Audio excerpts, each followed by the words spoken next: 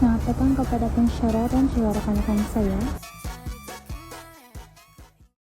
Oke, tajuk pertama ialah kemahiran komunikasi perniagaan yang efektif. Terus kami ada kemahiran lisan, lebih dikenali dengan verbal, yaitu mempunyai penuturan jelas ataupun yakin, menggunakan bahasa yang sesuai dengan audiens, dan juga memberi dan menerima maklum balas secara positif lah. Dan yang kedua pula kemahiran bukan lisan, dia non-verbal, yaitu bahasa badan ataupun body language seperti postur, gerakan tangan dan ekspresi muka, begitu macam make muka tuh. Lepas itu mempunyai kontak mata yang sesuai, macam kita eye contact, dan kita eye contact face to face lah dengan kita punya kawan. Lepas itu nada suara, intonasi dan ketenangan yang menunjukkan keyakinan dan rasa hormat. Oke, yang ketiga pula kemahiran mendengar aktif, mendengar tanpa menyampuk, dan juga memberi respon yang sesuai seperti anggukan atau soalan susulan, mencatat maklumat yang penting, menunjukkan empati dan pemahaman terhadap apa yang kita sampaikan ataupun orang yang sampaikan kepada kita. Manakala untuk yang keempat pula kemahiran bertulis, menulis dengan tata bahasa yang betul ataupun profesional, struktur message yang jelas, ringkas dan padat dan mudah untuk difahami, seperti email laporan dan surat resmi yang tersusun dan mudah difahami, menggunakan format yang sesuai mengikut konteks, seperti contoh dia macam memo, laporan ataupun surat celangan. Manakala untuk yang kelima pula kita mempunyai kemahiran intrapersonal lah. Oke, kemahiran ini macam dia bersikap sopan, hormat dan profesional dalam semua komunikasi, kemampuan untuk bekerja sama dan dalam kumpulan, mengendalikan konflik secara matang dan bijak, mempunyai empati dan memahami perbedaan budaya dalam perniagaan. Oke, yang keenam ialah pengguna teknologi komunikasi. Oke, ia digunakan menguasai penggunaan alat seperti Zoom, Google Meet, Microsoft, dan juga menyampaikan message secara efektif dalam komunikasi yang maya, mengurus komunikasi media sosial, message korporat secara profesional. Dan akhir sekali yang ketujuh, kejelasan matlamat dan tujuan. Oke, dia macam tahu apa yang kita ingin disampaikan dan kepada siapa kita sampaikan, macam satu teks kita sampaikan kepada orang itulah. Lepas yang menyesuai gaya komunikasi mengikut audiens dan situasi, fokus kepada hasil atau tindakan yang kita inginkan atau yang mereka inginkan. Kita tajuk yang kedua pula ialah ciri komunikasi perniagaan yang berkesan dalam perniagaan, macam kamu nampak di atas ni kan. Oke, first kami mempunyai jelas ataupun dalam English dia kita panggil dia clear, macam kamu nampak di atas ni. Oke, dia membaca maklumat yang kita sampaikan tanpa ada kekeliruan antara satu sama lain, menggunakan bahasa yang mudah dipahami ataupun terus kepada inti lah. Dan yang kedua pula kita mempunyai tepat, dia macam fakta dan data yang disampaikan dan boleh dipercayai kepada orang itu, dan elakkan maklumat yang mengelirukan atau yang salah. Oke, yang ketiga pula message yang disampaikan secara padat dan tidak terbelit-belit, mengelakkan pengulangan yang tidak perlulah. Yang untuk yang keempat adalah relevan, maklumat yang disampaikan berkait rapat dengan tujuan perniagaan, fokus kepada maklumat yang penting saja untuk kita sampaikan kepada orang itu. Oke, manakala untuk yang kelima adalah profesional, gaya bahasa yang sopan, formal dan hormat mengikuti etika perniagaan. Oke, untuk yang keenam pula adalah tepat pada masa, lebih dikenali sebagai timely, komunikasi yang berlaku pada waktu yang sesuai dan juga menyampaikan maklumat sebelum sesuatu benda yang kita perlu penting yang dibuat. Gitulah, selebihnya begitulah. Manakala untuk yang ketujuh ialah dua hala ataupun two-way communication, memberi ruang untuk maklum balas, wujud interaksi, dan perbincangan antara dua pihak.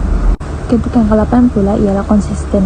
Dia macam message yang kita sampaikan tidak bercanggah dan sama dalam sesuai saluran komunikasi seperti lisan, bertulis, dan juga media sosial. Oke, sekarang tajuk yang ketiga, yaitu tujuan komunikasi di tempat kerja. Yang pertama ialah menyampaikan maklumat seperti memberi arahan ataupun memberi notis atau maklumat yang penting kepada pekerja. Seperti contoh dia macam kita cakap kepada pekerja tu yang kita ada perubahan jadwal, dan juga polisi syarikat, pengumuman mesyuarat juga dan sebagainya lagi lah. Oke, untuk yang kedua pula kita mempunyai memberi dan menerima maklum balas. Oke, dia macam menilai ekspektasi atau prestasi kerja, menyelesaikan masalah, dan membuat penambahbaikan kepada kerja-kerja dalam syarikat. Contoh dia macam penilaian prestasi, aduan pelanggan, dan juga cadangan kepada pekerja. Oke, untuk yang ketiga pula kita mempunyai membina hubungan kerja yang baik.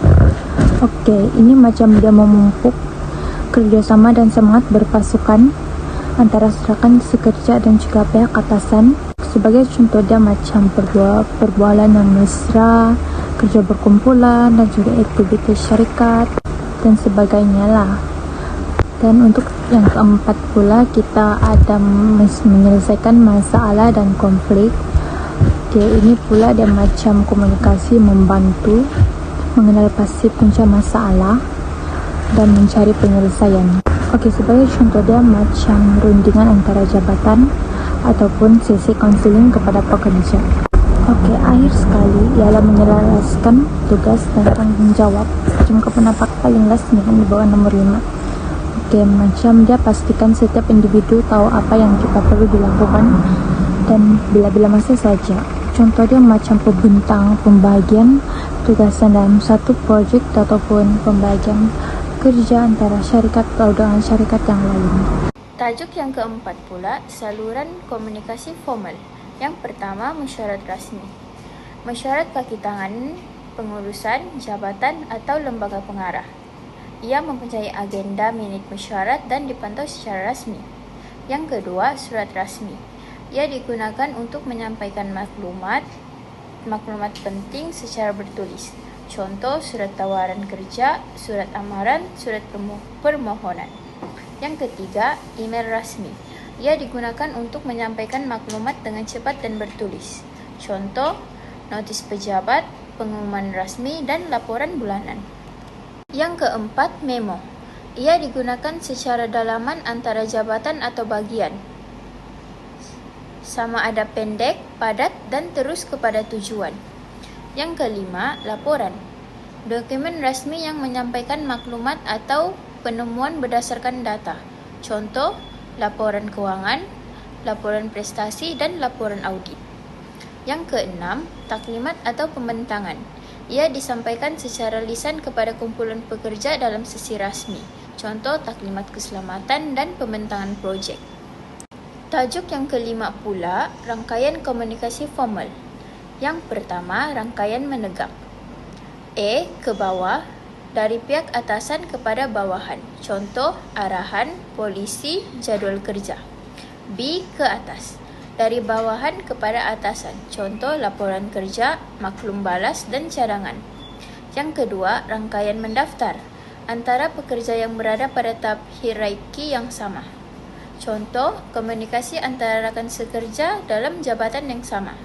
Tujuan kerjasama, penyelarasan tugas, dan berkomunikasi maklumat.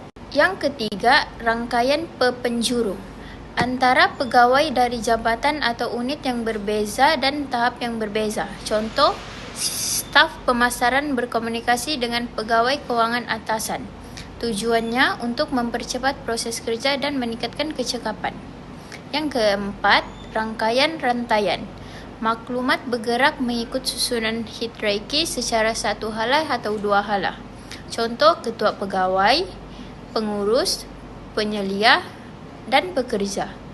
Ia sesuai untuk organisasi yang mempunyai struktur formal dan hierarki yang jelas. Yang kelima pula, rangkaian roda. Semua komunikasi tertumpu kepada satu individu pusat, biasanya ketua atau penyelia. Ia sesuai untuk organisasi kecil atau kumpulan projek dengan seorang ketua. Yang keenam, rangkaian bulatan. Komunikasi berlaku dalam bentuk bulatan, biasanya ahli yang setaraf. Setiap orang boleh bercakap dengan orang di sebelahnya, sesuai untuk pasukan kerja yang memerlukan dan secara berterusan. Tajuk yang keenam, kebaikan dan kelemahan struktur organisasi formal. Yang pertama, tugas dan tanggung jawab yang jelas. Setiap pekerja tahu apa peranan mereka dan kurang kekiluruan dalam tugasan. Yang kedua, aliran komunikasi tersusun. Komunikasi mengikut hierarki, mudah untuk menyalurkan arahan dan maklumat. Yang ketiga pula, pengurusan lebih sistematik. Membantu ketua organisasi memantau dan menyelia dengan berkesan. Memudahkan pengambilan keputusan. Yang keempat, disiplin pekerja terjaga. Peraturan dan prosedur yang jelas membantu mengawal tingkah laku pekerja. Yang kelima, kecekapan kerja meningkat. Pembagian kerja ikut kemakhiran dan jawatan. Mengelakkan pertandingan tugas. Yang keenam, objektif organisasi lebih mudah dicapai. Semua staf bekerja ke arah matlamat yang sama mengikut peranan masing-masing. Seterusnya, kelemahan struktur organisasi formal. Yang pertama, kurang fleksibel. Ia sukar menyesuaikan diri dengan perubahan secara spontan dan terlalu terikat dengan prosedur dan peraturan. Yang kedua, komunikasi lambat. Maklumat perlu melalui banyak peringkat hierarki menyebabkan kelewatan. Selain itu, arahan dan keputusan mengambil masa untuk sampai kepada staf. Yang ketiga, mengurangkan kreativiti. Pekerja mungkin tidak bebas memberi idea atau cadangan dan takut langgar peraturan atau protokol. Yang kelima pula, kurangnya integrasi antara jabatan. Setiap jabatan bekerja secara terasing dan juga sukar bekerja sama atau berfungsi maklumat perentas unik. Yang keenam, pegawai rendah kurang peluang membuat keputusan. Keputusan biasanya dibuat oleh pihak atasan sahaja. Ia menyebabkan pekerja bawahan rasa tidak dihargai. Oke, untuk saya akan menerangkan tentang saluran komunikasi tidak berformal yang ada di sini. Sinilah kan. Lepas itu untuk yang pertama, perbualan seharian. Contoh macam perbualan yang spontan nih.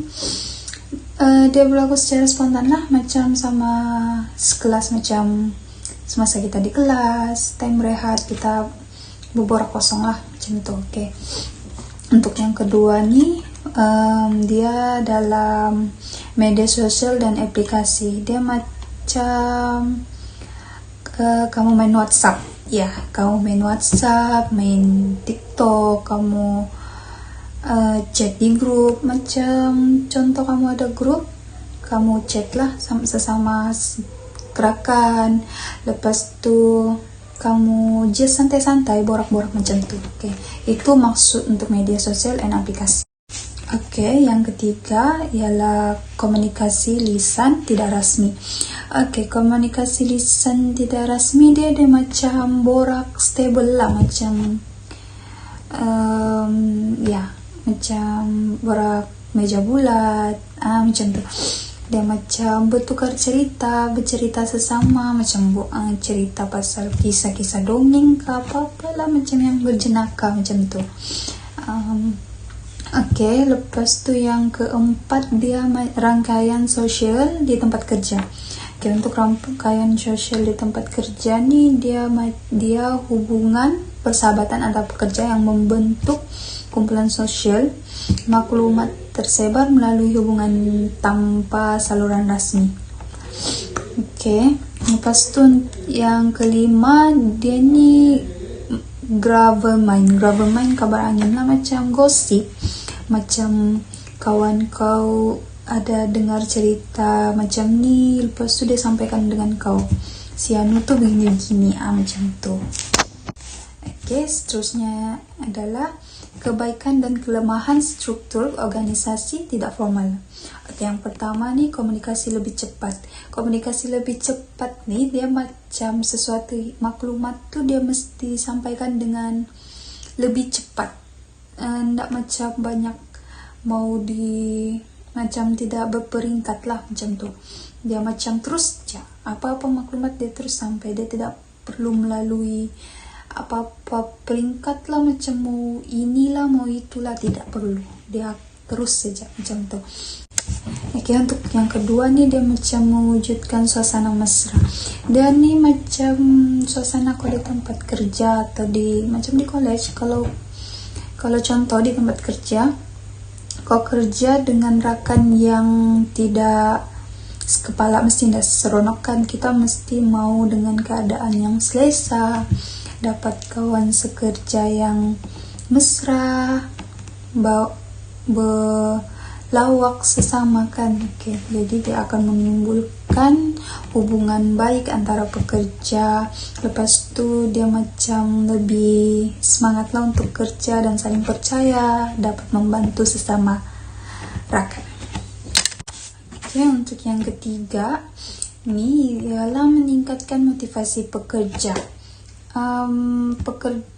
Contohnya pekerja rasa lebih dihargai dan selesa sebab suasana tidak terlalu formal. Maksud tidak terlalu formal, dia macam suasana santai, macam tidak perlulah yang mau strict, peraturan yang strict sangat kan. Dia macam kerja pun relax, kawan-kawan sekerja kau pun oke, tidak terlampau strict lah macam tu. Okay.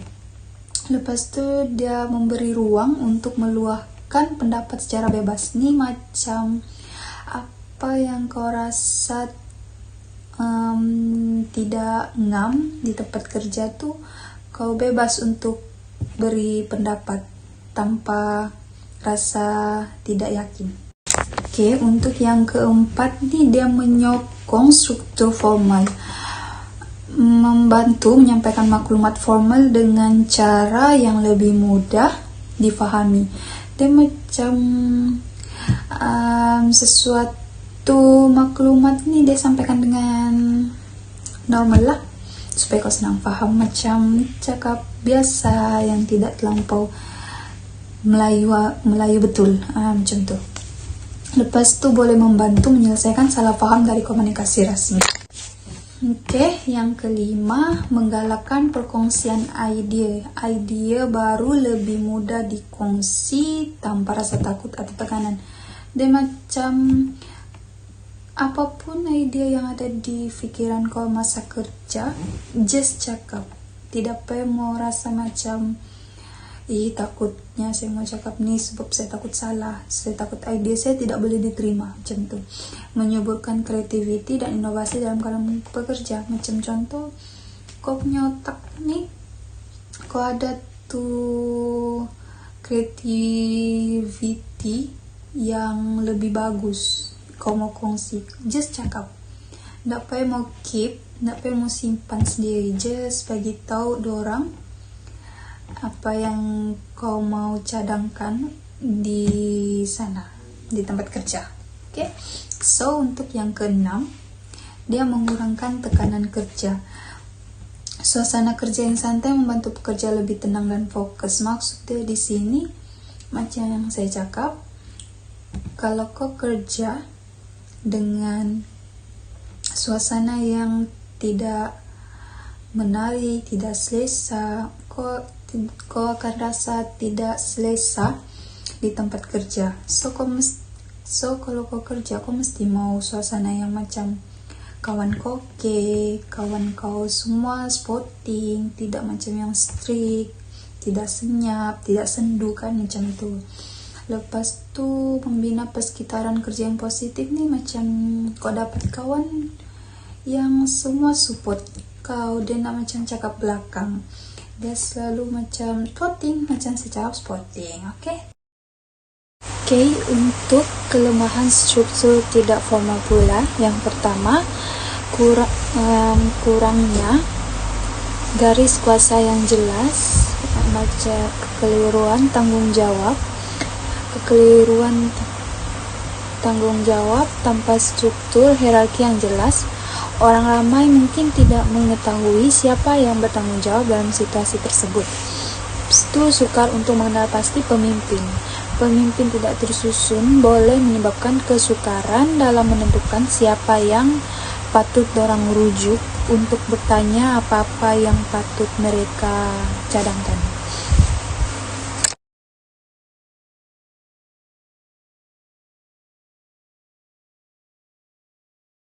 Untuk yang kedua, kurangnya accountability. Accountability ini ialah dia tiada mekanisme pengawasan formal. Tanpa sistem formal, kesilapan atau kesalahan ni dorang susah untuk kesan. Dorang susah mau detect apa kesalahan yang berlaku, apa yang terjadi. Lepas tu risiko bebas tindak, kebebasan yang berlebihan mungkin boleh mengakibatkan tindakan di luar prosedur formal yang selalunya menyumbang kepada ketidakaturan. Komunikasi yang teratur dia ada dua, maklumat terlepas pandang sama penyebaran kabar angin. Dia macam maklumat yang disampaikan tuh mungkin tidak tepat atau tidak disahkan, mungkin tidak betul lah, sebab dia kabar angin kan. Kau cuma dengar dari orang rakan-rakan kerja kau yang bercakap di belakang, tapi sebenarnya berita tuh belum lagi tentu betul dan tidak. Dia cuma menyampaikan kabar yang tidak rasmi, yang kita pun tidak tahu maklumat tuh betul atau tidak. Lepas tu yang keempat, potensi terjadinya konflik, pemisahan berdasarkan hubungan pribadi dan ketidakseimbangan kuasa tidak formal. Meskipun tidak rasmi, individu tertentu mungkin mengambil alih pengaruh tanpa mekanisme rasmi untuk mengawal tingkah laku tersebut. Yang kelima, sukar untuk menilai prestasi. Kekaburan kriteria penilaian tanpa struktur formal, sukar untuk menetapkan dan menilai sumbangan setiap pekerja secara objektif. Lepas itu yang ini kekurangan ukuran kejayaan, tidak dapat tetap atau menilai kejayaan projek atau tugas, meningkatkan kinerja sukar diukur secara tepat. Oke, untuk yang keenam, risiko kepastian yang rendah dalam mengambil keputusan. Keputusan yang bersifat subjektif dan kurangnya konsisten dalam membuat suatu keputusan menyebabkan banyak masalah dari masa ke semasa dalam sesuatu keputusan yang kita buat. Dia macam bergantung kepada hubungan pribadi lah yang dapat menyebabkan antara pihak lain dan pihak lain. Oke, untuk yang terakhir ialah pengurusan perubahan yang lebih sukar. Dia macam kurang struktur untuk melaksanakan perubahan dalam persekitaran yang terlalu santai, sukar untuk melaksanakan inisiatif perubahan secara menyeluruh. Lepas itu rintangan dari kebiasaan, ketiadaan prosedur dan peraturan formal yang boleh menyebabkan rintangan dalam membuat strategi yang besar. Oke, itu saja dari kami. Sekian dan terima kasih kata-kata hari ini.